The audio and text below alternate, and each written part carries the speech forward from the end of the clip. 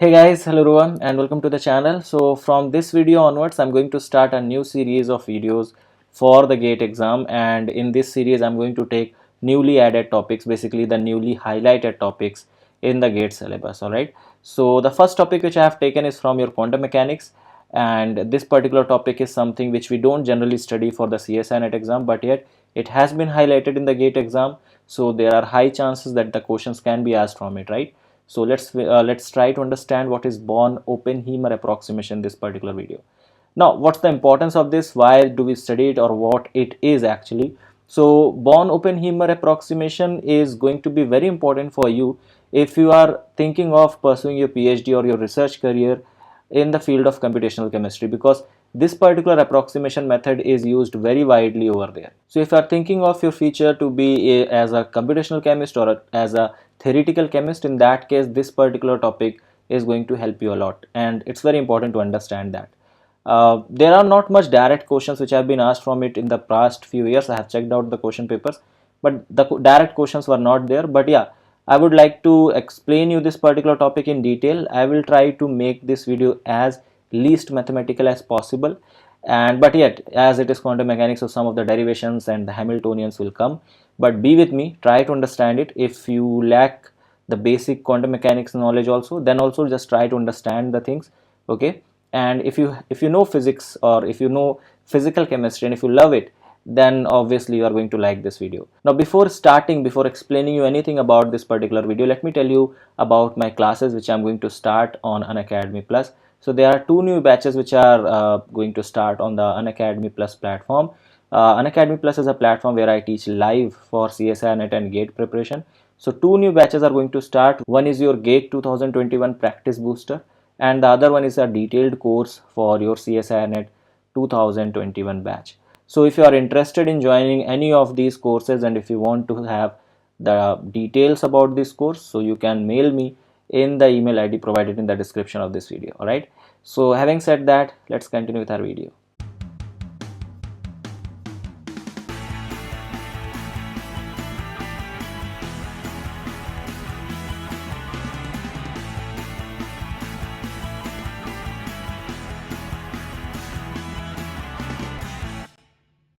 Alright, so we'll start from the definition itself. We'll try to understand that what this Born-Oppenheimer approximation actually is. So this approximation method was actually developed by two different scientists. You know about Max Born and Oppenheimer, so they collectively worked on this particular approximation method. It's a theoretical method to approximate or to find out the ground state energy of the molecular system. So it's a standard way of approximating the ground state of the molecular system using quantum mechanics as the tool. Alright, so we'll try to dig upon it a little bit, what this approximation is. There are some assumptions which have been made in this approximation, so let's first understand that what are those assumptions and what are their consequences of. So in the Born-Oppenheimer approximation, there are two basic assumptions, two very important assumptions which have been made. The first one assumption is written over here. It says that the electronic wave function depends upon the nuclear position but not upon their velocities. Okay, so the wave function which will which you will draw or which you will make for the electrons is going to depend upon the position of the nucleus and not upon the velocity of the electrons. Okay, why is it so? The reason is that because the nuclear motion is so much slower than the electronic motion that they can be considered to be fixed. That means the nuclear are considered to be fixed, whereas the electrons are revolving around it. Alright, so that's what the basic idea is. Now the question is, why this nuclear motion is so much smaller than the electronic motion? Why nucleus moves slowly than the electrons? Okay, what's the reason behind that? So the basic understanding of that comes from your classical mechanics. You know that if, let's say, you have an atom which is moving under influence of a particular force, and it is going to get accelerated whenever you apply a force on a certain thing, it's going to get accelerated, right? So because of this equation, F is equals to mass into acceleration. So on applying a force of magnitude F, a certain thing or a certain atom is going to get accelerated by acceleration A. If m is the mass of the atom, so in that case your acceleration can be given by F upon m. So that means if the force is constant, or if you are applying a particular force, the acceleration is inversely proportional to the mass of the atom. But in the atom you have nucleus, you have electrons, so the force is being applied on all of them simultaneously, that is on the nucleus and the electrons, all of them all together. the acceleration produced will depend upon the masses of each of them. So the acceleration produced upon the nuclei is going to be inversely proportional of the mass of that. So if the mass is bigger, the nuclei having very much higher mass, you know that the mass of nuclei is quite 1,000 times more than the mass of electron. So if nucleus or the nuclei is so much higher in mass of that, then its acceleration will be smaller.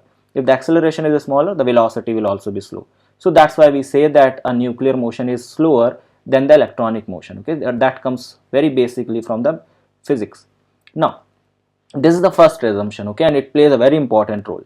The second assumption says that the nuclear motion, whether it will be rotational or vibrational, it experiences a potential spread out over the surface and due to the motion of electrons. So the motion of the electron is going to produce a surface potential, or you can say a potential surface, which is going to get experienced by the motion of the nucleus. So the motion of the nuclei is associated with the motion of electrons because the motion of the electrons are creating a potential surface around the nuclear motion. Okay, so that's what it is. So we'll try to understand this mathematically. Mathematically we can understand that how a nuclear motion is going to experience a potential surface because of the motion of electrons. Okay, so let's try to understand it in a little mathematical way. Alright, so let's consider a particular system. Let's consider a particular molecule which is made up of two nuclei, Za and Zb. These are two nuclei over here, and these are the two electrons corresponding to these nuclei. This is electron 1 and this is electron 2. Okay, so this is 1 and this is 1 electron and electron 2. So the electrons are numbered as 1 and 2, whereas the nuclei are numbered as A and B over here. Okay, the charges on these nuclei are +1. So I have just taken a hydrogen nuclei basically, or a proton nuclei you can say, which has like the hydrogen nuclei which just has 1 electron and 1 proton. So because of that 1 proton you have charge of +1, and the mass of the electrons are considered to be Me. Now the mass of these nuclei are considered to be Ma and Mb, and these are going to be equal to the mass of hydrogen over here, right? So that's what is written. Ma is equals to Mb is equals to Mh, means the masses of these nuclei Ma and Nb is equals to the mass of the hydrogen molecule. So here the condition or the system which I have taken is a hydrogen molecule system, H2 molecule system. It has 2 electrons. Both these electrons are represented as electron number 1 and electron number 2.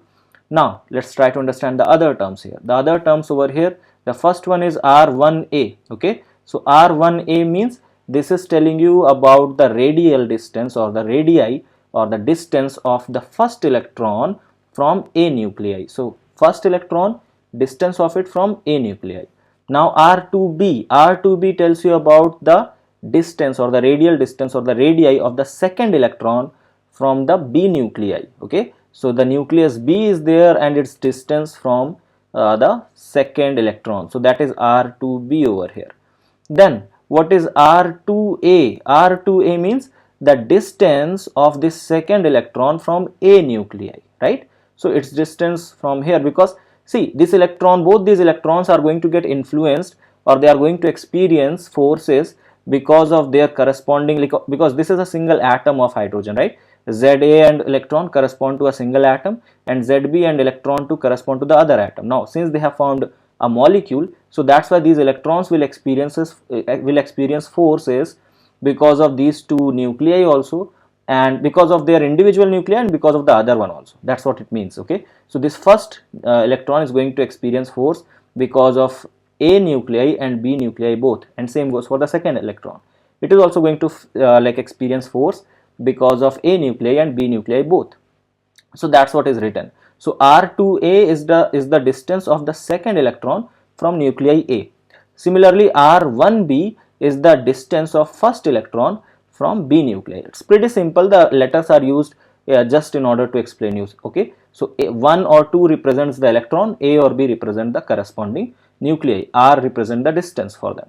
Now this R12, this is going to represent the distance between both the electrons. Okay, both the electrons are also going to experience repulsive forces, right? Because they are like charges, so when they will come very close, they are going to experience a repulsive force. So R12 is that particular distance between them. Forces, we will talk about the forces a little later. Right now we are just describing the distances.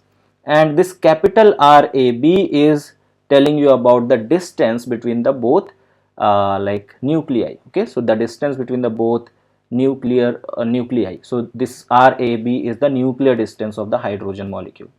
All right, once again I'll just quickly revise. So R1A is distance of one electron from A nuclei, R2B distance of electron 2 from the nuclei B, R2A distance of second electron from nuclei A, and R1B distance of first electron from nuclei B. R12 is the interelectronic distances and RAB is internuclear distances. Alright, now if the distance is quite clear, so we can apply a Schrodinger equation to solve it. First of all, you have to mention the wave function for that. So the electronic wave function, which you can write down like psi, this is going to be function of your R1, okay, this is going to be function of R2, this is going to be function of RA, and this is going to be function of RB. Okay, these all four variables, basically these are not four. R is going to be a distance, so it is going to have coordinates because it's a vector quantity, so it is going to have coordinates as x1, y1, z1. This is going to have x2, y2, z2. This is going to have xa, ya, za. This is going to have xb, yb, zb. So basically this wave function is going to have 12 coordinates, 3 from each of them. Okay, so 12 coordinate system will be there. So this wave function becomes very complicated over here. It has 4 vectors on which it depends, or it depends upon all the 4. So this is the electronic wave function. Okay, so it depends upon the radial distances of the electrons and the distances of them from the nucleus. Okay, we'll talk about it, we'll simplify this a little bit. So that's what we have done here simply. So what we have done is we have used the Hamiltonian. We have just applied the Schrodinger wave equation. The Schrodinger wave equation says that if you apply the Hamiltonian over a wave function, you will get the energy as the eigen value of that wave function, right? So h psi is equals to E psi, that's what it is. But psi is written in a little broad way, or it's written just like this. Don't get like panic, or don't get confused with it. It's just psi. Okay, this whole thing you can just write down psi. So this is h psi is equals to E psi, that's all. Okay, so it's not difficult, it's just h psi is equals to E psi. Now since we have considered this in the Born-Oppenheimer approximation, that the mass of your nuclei is going to be very greater than the mass of your electron. So Mn is very much greater than mass of your electron. What does that mean? It means that the velocity of your nuclei is going to be very small, or you can say if the velocity is very small, or it is comparatively very smaller than the velocity of electron. So the kinetic energy which depends upon the velocity, basically half mv square, which depends upon the velocity. So if the velocity is so small, obviously kinetic energy will also be very small. Now it is said that if the mass is very much higher, if the mass of nuclei is very much higher than the mass of electron, then the kinetic energy of the nuclei is comparatively equal to 0. So the kinetic energy of nuclei becomes 0, or you can say that the nuclei are not moving, like they are fixed. It seems like the nuclei are fixed when you compare it with the motion of the electrons. So that's where your Born-Oppenheimer approximation comes in, and that's what we have just assumed, right? So this is the direct impact of that which we are going to see on the system. So what we have done till now, we have just made a particular system on which we have seen the distances of those particles, electrons and the nuclei, and we have just applied Schrodinger equation. We have put some conditions that the mass of nuclei is so much greater than the mass of electron that the velocity of the nuclei seems to be very small, and if the velocity is so small, the kinetic energy becomes approximately equal to 0, and that makes the nuclei to be fixed. Alright. Now what next is we are going to separate out the overall wave function. In quantum mechanics, the overall wave function, this is what we generally do for a bigger problem or for a complex system. We just separate out the wave function, and with that the system becomes a little simpler to solve, and it becomes a little easier to approach. Okay, so a bigger or a complex wave function can be separated out into the product of different wave functions, and that's what you can solve, and that's how we generally deal with them, right? So the overall wave function of the system over here is now that can be written as the product of two wave functions, one wave function corresponding to the electrons and the other wave function corresponding to the nuclei, right? So that's what is written over here, psi electron and psi nuclei. So this psi, this wave function is corresponding to the electron, whereas this wave function is corresponding to the nuclei. Now Just understand this, that since the electrons are considered to be in motion, that's why the wave function depends upon their radial distances from the nucleus, and also the position of the nucleus. So the wave function of the electron depends upon both the thing. For now it depends upon the position of the nuclei as well as the position of the electrons or the motion of the electrons, whereas the wave function corresponding to the nucleus only depends upon the position of the nucleus. It does not depends upon the radius or fate, because it's not moving, it's fixed, right? So if something is fixed, its wave function is going to just depend upon its position, that's all. Okay, so this Ra and Rb are representing the position of the nuclei. So what's next now? You are going to now apply the Schrödinger equation. Schrödinger equation means we are going to apply the Hamiltonian over the wave function to get the eigenvalue of that. So basically we are going to apply one by one on both of these wave functions. First we'll do that for the electronic wave function. So here I have applied electronic Hamiltonian on the electronic wave function. This is going to give me electronic energy and the electronic wave function back. So this is the Schrödinger equation which I have.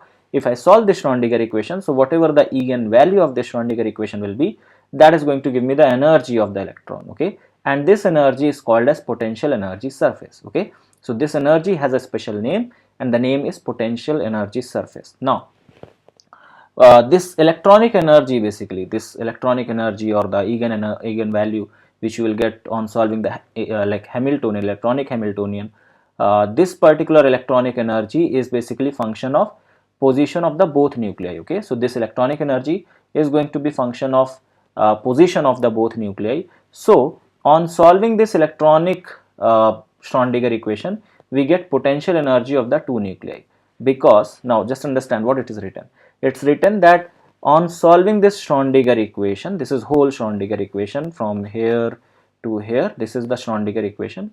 So on solving this Schrödinger equation, you get the potential energy. This is what is your energy, right? So this energy is basically your potential energy of the two nuclei. Why it is potential energy of two nuclei? Because this energy only depends upon the position of nuclei.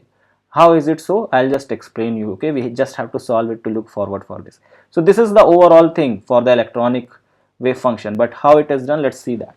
Alright, so the total Hamiltonian of the system can be written as the sum of the all type of energy which we have in the system. So I have just written down all the types of energy and I have just written an equation for the overall Hamiltonian.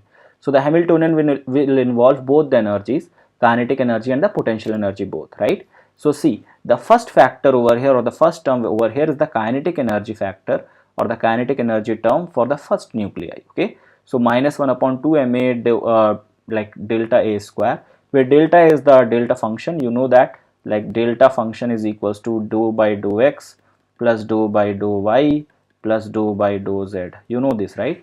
So this is for the three-dimensional, because we are looking upon the system in 3 dimension. That's why instead of putting d by dx or anything like in 1 dimension, we have utilized delta function apart from that, okay, to make the equation much simpler for the 3-dimensional one. So delta A square, that's represent the kinetic energy of the first nuclei. This represent the kinetic energy of the second nuclei, B nuclei, right? A and B were the nuclei. Remember, we have named them like that. This represent the kinetic energy of first electron. This represent the kinetic energy of second electron. Here, now these were the kinetic energies. Now comes the potential energies. This first factor over here, this is ZA upon R1A. This is basically the potential energy which the first electron is going to experience because of A nuclei. Now, if you look upon the diagram once again, I'll just show you once very quickly that diagram. So, if you look upon the diagram over here, your electron is continuously in the force of attraction, or you can say in the field, or in the influence of both these nuclei. So first electron, it will experience force and basically the energy because of the first electron, first nucleus and the second nucleus. So nucleus A and nucleus B both are going to experience, or both are going to apply a certain amount of force on this first electron, and that force will create some energy, right?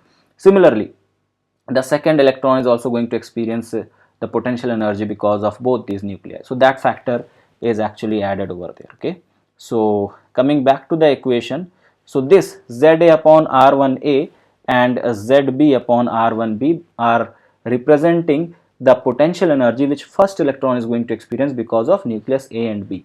Okay, R1A means first electron, A nucleus. R1B means first electron, B nucleus. Same goes for the second electron also.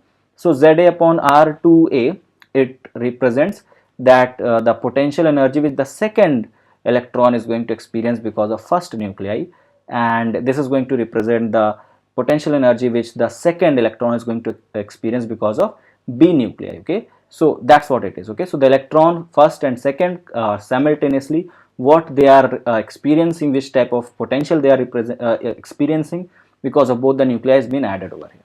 The next factor is R1 upon R12. This basically is going to be the potential energy which both the electrons are going to experience, the repulsive potential energy. So the repulsive force will create a potential, and that is what it is. Okay, so this is basically because of the repulsive potential energy.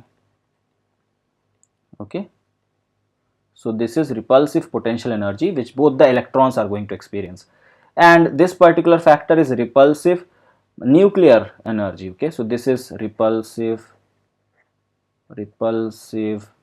nuclear energy. Okay, so repulsive potential energy by the nucleus. So this is also repulsive potential energy, but this is the repulsive potential energy which the nucleus are going to experience, and this is the repulsive potential energy which the electrons are going to experience. Now let's talk about that which terms can be calculated and which terms are going to become zero. First of all, since the nucleus were kept as a constant or kept as a fixed point, so the kinetic energy is going to become zero for both the nuclei. Okay, so the kinetic energy term is zero. This particular part will remain as it is. This part will also remain as it is because these correspond to the motion of the electron. They are going to experience some kinetic energy because they are in motion, and they are also going to experience potential energy because they are under the constant force of the nucleus A and B both. Now the repulsive potential energy, this particular term is basically dependent upon motion of both the electrons. So that is something which Born-Oppenheimer approximation cannot calculate. So this is where our limitation comes. So we have to neglect this particular term in order to solve it further. Okay, so this particular term is different, or it is difficult, or it is not able, like we are not able to solve this because the separation of the function is not possible here. You cannot separate out the functions. Both the electrons depends upon the motion of each other, so you cannot separate them. So that's why this particular part, okay, this part is something which you cannot solve. Okay, so this is something which you have to neglect. Okay, so I have just crossed it up. Yeah, so this is something which you have to neglect. What about the repulsive potential energy which the nuclei are going to experience? So this is quite comparable, or you can calculate this because the nucleus are experienced as the fixed charges or fixed points. So this is just based upon the calculation. You can simply calculate the repulsive force because of the nucleus. Why it is easy to calculate for nucleus and not for electron? Once again, understand this, because nucleus are not considered to be moving, they are considered to be fixed because of the Born-Oppenheimer approximation. They have because of the assumption which we have made, the nucleus are considered to be fixed, and that's why their potential energy can be calculated. Since the electrons are moving, so their potential energy cannot be calculated. The repulsive potential energy cannot be calculated directly. Okay, so when this term becomes zero, so now your Hamiltonian corresponding to the electronic system or the electronic Hamiltonian can be written as this. So this is going to be like minus half delta 1 square.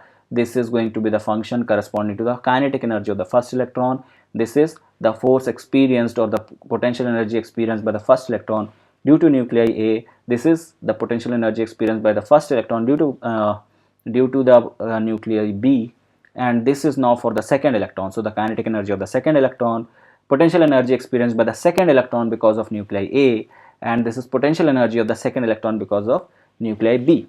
Now 1 upon R12 is again that repulsive potential energy, and ZB upon RAB is the repulsive force between the nuclei. So this is the factor which we are going to neglect over here. Okay, so this part will neglect in order to solve it further. So now the conclusion comes that when you solve this particular Hamiltonian, this H electronic, the electronic Hamiltonian, and when you solve this with the psi electronic, that means the electronic wave function, if you solve them, so you are going to get a eigenvalue, or you are going to get the energy which is going to be the function of the position of both nuclei. It is not going to depend upon the motion of electrons, but it is going to depend upon the position of the nuclei. Okay, and that's where it is called as the potential energy surface, and basically it gives you the potential energy of the two nuclei. Okay, so on solving this equation we get the potential energy of the two nuclei, and from here onwards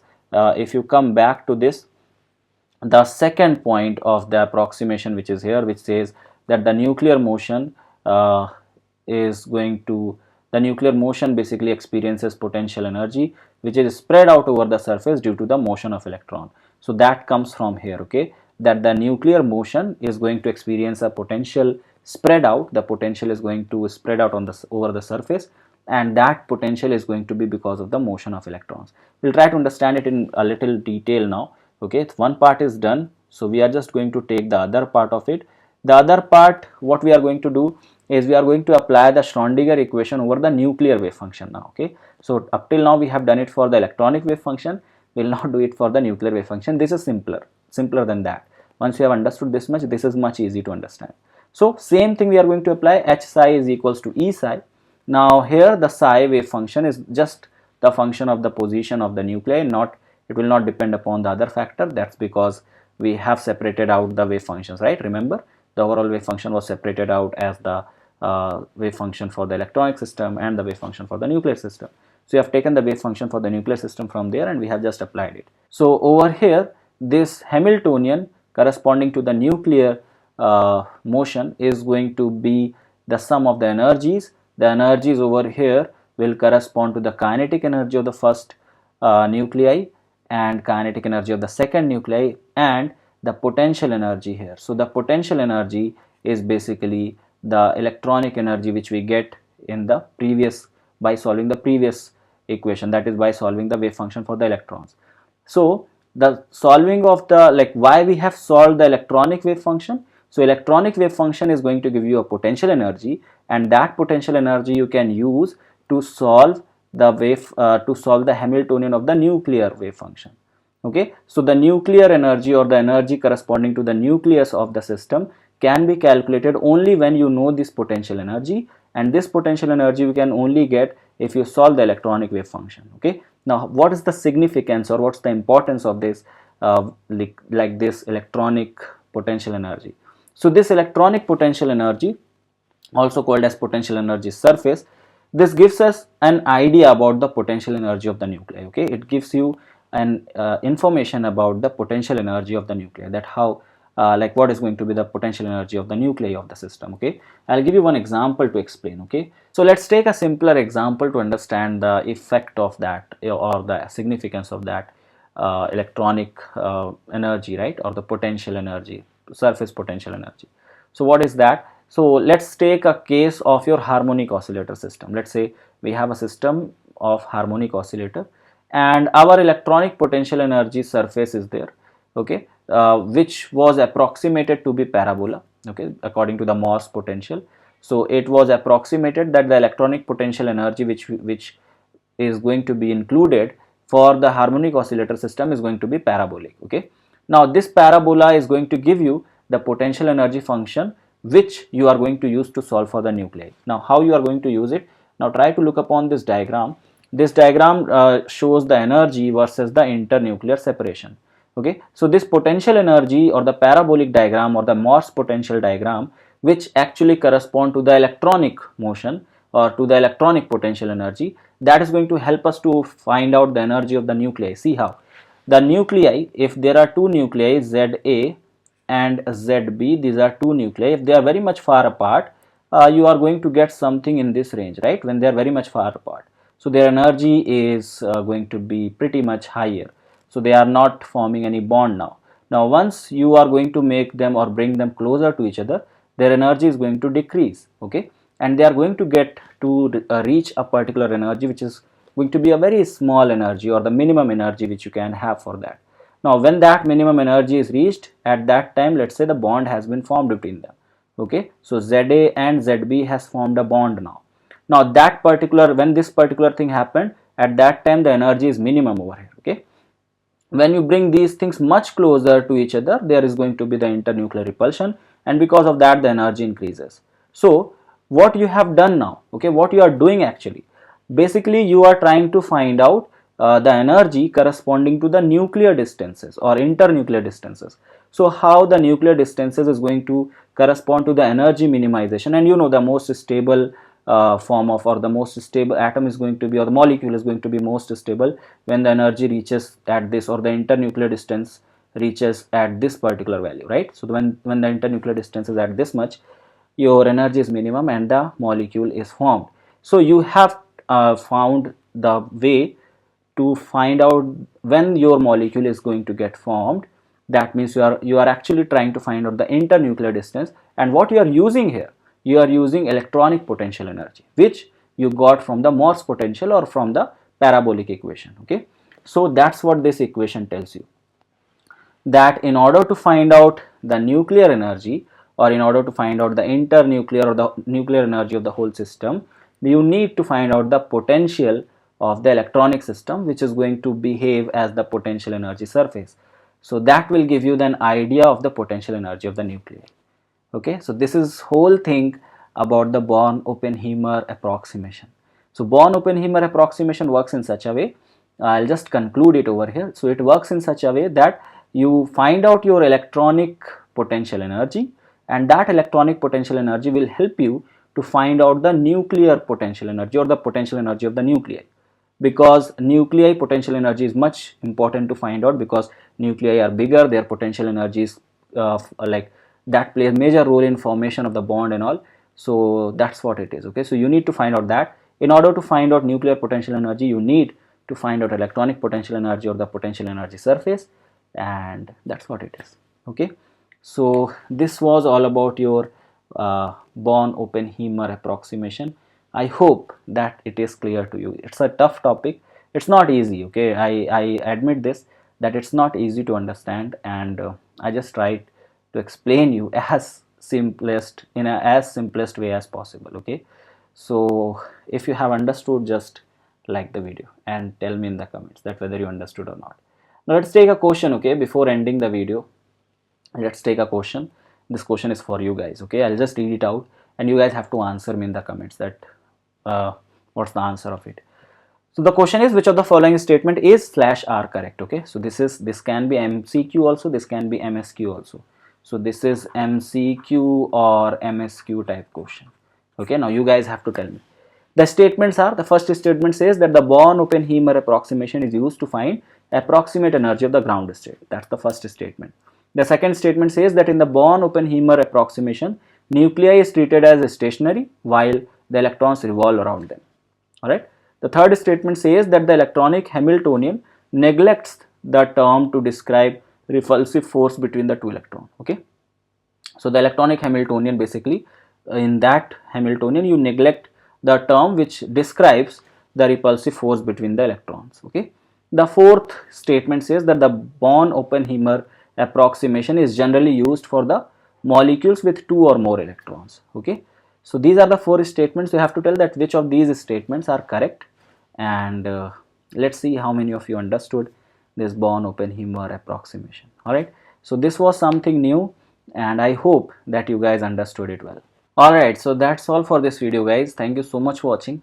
I hope whatever we have discussed in the video you have understood it well, and if you like this video, please give it a like, subscribe to the channel if you have not subscribed it yet, and share it with your friends. And if you want to join me, you can join me on other social media platform as well.